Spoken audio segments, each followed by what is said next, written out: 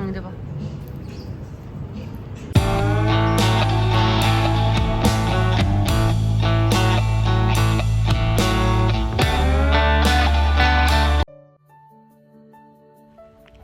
Hi යාළුවනේ, ඉතින් ඔයාලට කොහොමද? මං හැමදාම ඔයාලත් එක්ක බෙදාගන්නේ ඩුබායි ව්ලොග්, ඩුබායි ගියේවා. අද මම ඔයාලත් එක්ක බෙදාගන්නවා මම ජීවත් වෙන අබුඩාබි ව්ලොග් එකක්. මම අද යන්නේ මම වැඩ කරන හොටෙල් එකටම තමයි. මුලින්ම මං කියන්න ඕන ඔය ඈතින් පේන්නේ ඉන්ටර්කොන්ටිනෙන්ටල් රෙසිඩන්ට් එක. මම මුලින්ම 2021 ඩිසෙම්බර් තමයි මම ඉන්ටර්කොන්ටිනෙන්ටල් එකට හාහපුරා කියලා UAE ඇවිල්ලා කරපු පළවෙනි ජොබ් එක රික්‍රේෂන් රිසෙප්ෂනිස්ට් විදිහට. හැබැයි හොටෙල් එකේ මේ තියෙන හොටෙල් එක.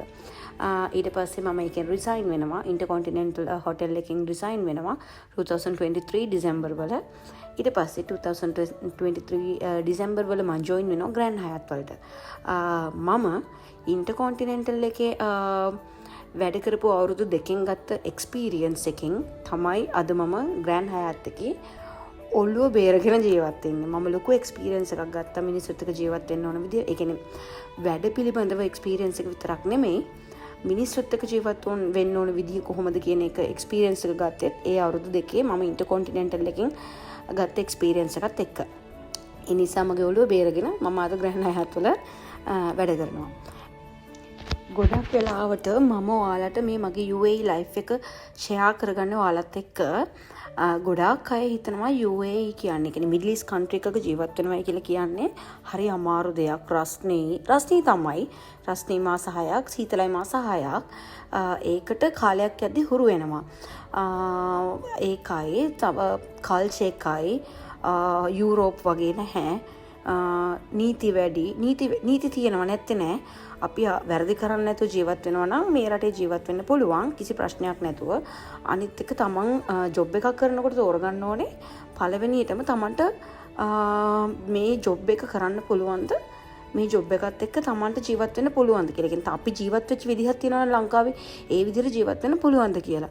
හිර වෙලා ප්‍රශ්න දාගෙන නිකම් ජොබ් ස්ට්‍රෙස් එකයි තමන්ගේ පර්සනල් ලයිෆ් එකේ ස්ට්‍රෙස් එකයි ඔක්කොම බැලන්ස් කරගෙන ජීවත් වෙන්න පුළුවන් විදිහේ ජොබ් එකක් තෝරගන්න ඕනේ. එතකොට මෙතන අර යුරෝප් වලදී අපිට හම්බ වෙනවානේ අවුරුදු ගාණක් හිටියාම පර්මනන්ට් රෙසිඩන්ට් එක. මෙහෙදී එහෙම වෙන්නේ නැහැ. මෙහෙදී අපිට පුළුවන් තාක් කාලයක් හම්බ කරගෙන අපිට ලංකාවට යන්න වෙනවා. කවදා හරි දවසක මෙහෙදී අපිට පර්මනන්ට් රෙසිඩන්ට් හම්බ වෙන්නේ නැහැ. අපි කතාවට යමුකෝ.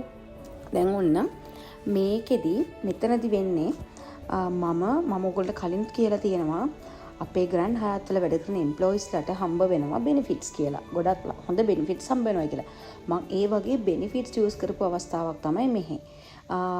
අපිට අපේ ගෙස්ලා අපිව Google review වල හරි trip advisor වල හරි අපේ නම මෙන්ෂන් කරලා අපි ගැන මොනවා හරි රිවිව් එකක් දාලා තිබුණොත් අපිට එක රිවිව් එකකට එක පොයින්ට් එකක් හම්බ වෙනවා. එක පාරක් නම මෙන්ෂන් කරොත් එක පොයින්ට් එකක් හම්බ වෙනවා. ඒ වගේ පොයින්ට් 24ක් එකතු වුණොත් මට මගේ යාළුවෙක්ට ඉන්වයිට් කරන්න පුළුවන් අපේ ග්‍රෑන්ඩ් හයත් එකේ තියෙනවා වර්සෝ රෙස්ටෝරන්ට් එක, ඉටාලියන් රෙස්ටෝරන්ට් එකක්. ඒකේ කෑමකට ඒ වගේ පොයින්ට් 24ක් යූස් කරලා මම මගේ යාළුවෙක් එක්ක ග්‍රෑන්ඩ් හයත් වර්සෝ රෙස්ටෝරන්ට් එකේ ඩයිනින් සෙට් මෙනු එකක් යූස් කරන්න ආපු අවස්ථාවක් තමයි මේ අද මම ඔයගොල්ලොත් එක්ක ෂෙයා කරගන්නේ.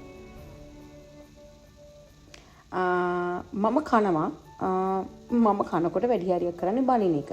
මොකද සාමාන්‍යයෙන් මට කනකොට කන්න ඕනි. කතා කරන්න බෑ. කතා කර කන්න ගියාම මට කේන්ති යනවා. මම මේ කනවට වඩා කරන්නේ බනින එක. ඒ නිසා එච්චර ඒක ලොකුවට හිතන්න එපා. ඒ වගේම මම කනවා හරි කැතයි.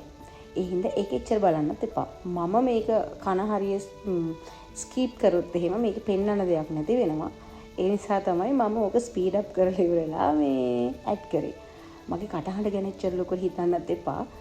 මේකේ තියෙන මේ කූල් බීම බීලා තමයි මගේ කටහඬට මෙහෙම වෙලා තියෙන්නේ. සෙට් මෙනු එකේ ආවේ ඇපටයිසර් තිබුණා. මේන් කෝස් එක තිබුණා. එතකොට ඩෙසර්ට් තිබුණා. අපි ඇපටයිසර් ඕඩර් කරා. මේන් කෝස් එකට පිට්සා ඕඩර් කරා. තව චිකන් මොනවා හරි මෙනු එකක් තිබුණා. ඩිෂ් එකක් තිබුණා.